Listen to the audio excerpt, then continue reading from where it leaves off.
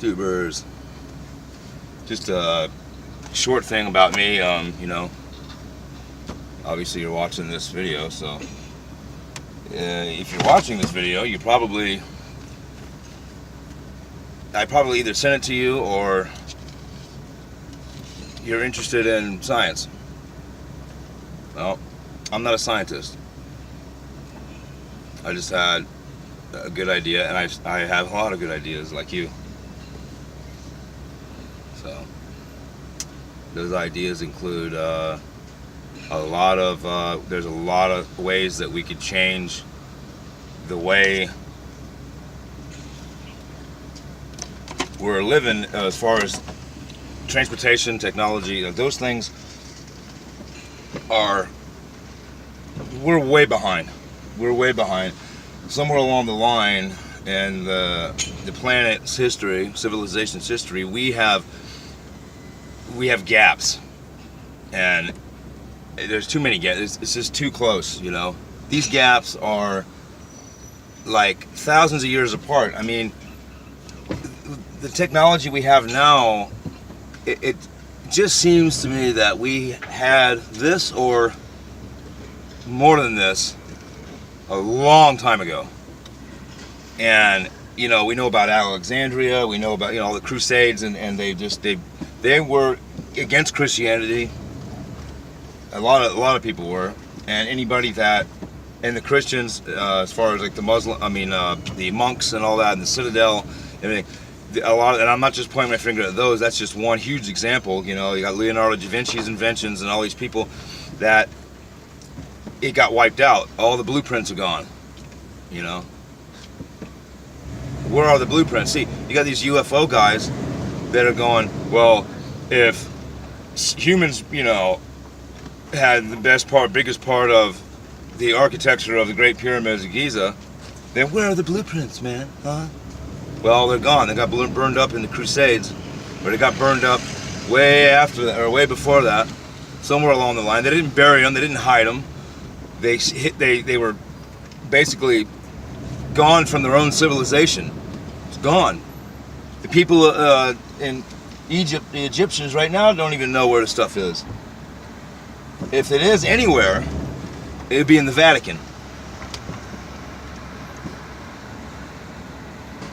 Come on, you see me pulling out, don't you? Yeah, you. Well, you get it. I'm sorry. Talk to him. Road raging. Anyway, I got to keep this video short, but what I'm saying is, I think that we're way behind, and all it takes is minds like mine and other people to just get out there and do the research and say, hey, enough's enough. You know, I'm tired of smelling gas, and we don't have to. You know. The Tesla Corporation, here in a few years, they're coming out with a battery that is for a car that is the size of the diameter of a AA battery and about as long as your finger. That's going to power a vehicle. Now, why not? Perfect. Then they'll make it smaller than that, but I'll take what I can get for now. You know, so free energy devices, it is possible, but free energy, 100% free energy is impossible to come up with. It is impossible. Nothing ever that you're going to make will not be powered by itself. There's no way. You can move it. If you moved it, then it's powered by you. Okay?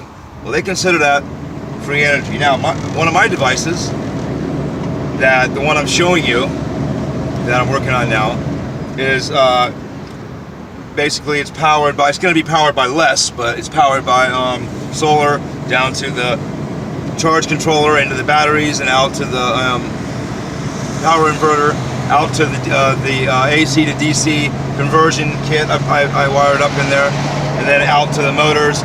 Then the motor pushes another motor that makes the power. Well, that's fine. I was up to 175 volts out of less than 12 volts, okay? The problem with that is,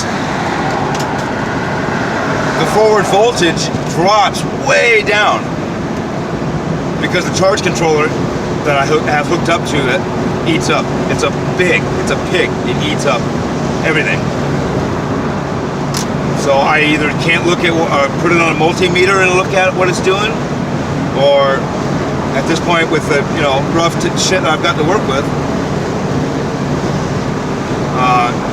or just don't read it or whatever. But that charge controller circuit has to be taken out of that, or we're going to lose a lot of stuff. I'm going to lose that fast charge that I'm looking for. So, but I'll make some cool videos of the stuff I'm doing, and when I get back over here, I'm going to set up a CPU core, a solid copper CPU core that's going to be eventually spinning with magnets on it, and we're going to work on that magnetic part of the set that I've got. It's going to be on a breadboard, and I call it my own breadboard, a piece of wood that's going to be set up with a few different ways to. It's a multi, functional science little science project, charging application that works. And so it's just something to keep my mind busy, and something to help help you guys to understand what I'm trying to do. This is not a tutorial. These things are. If you know more than me, tell me about it. Tell me what I'm doing wrong, and we'll get together and we'll fix it and we'll make $1 million. All right? On that. My other stuff, I don't show anybody that. That's private. My private life is private, and my things that I eventually will submit to the patent office is really private, because obviously security reasons. I'll talk about it. I'll talk around it, or about what I'm going to do, and then I do have something else that I discovered back in March. And I was making a voltaic pile battery, added in something else in there to stabilize the electrolyte from boiling over and setting my finger on fire down to the bone. I added that into it. I added a little too much of that, and something happened. That's it. That's all you know. All right. I'm waiting on that. In January, I got set back with a friend of mine who passed away, so I got set back a little bit. I freaked out for like 4 months. I'm still freaking out, and I always will be. I'm very upset with that. But I'm still living, so I have to do my thing. And so what's going to happen is just moving forward. So I got put back 4 months in this. So January, I'm going to be back up and doing a thing. I've never set foot in a college classroom. I failed high school, never graduated. And I don't condone that. But it takes one idea or one song or whatever to be where high school diploma and college education won't even matter at that point. This is what you got. This is it. You got lucky. Okay. There you go. If you don't have anything and you become a billionaire or a millionaire in 10 years or whatever over a product that you develop, then what does it? Am I going to go back and get a GED? No. Maybe just to say I have it. But will it be useful? Absolutely not. No. Has it been useful in my life? If I would have wanted to get into the private sector and management positions and things like that, sure. But right now, that's in my life. And I'm not trying to, get into where present excuses as to why I didn't finish high school.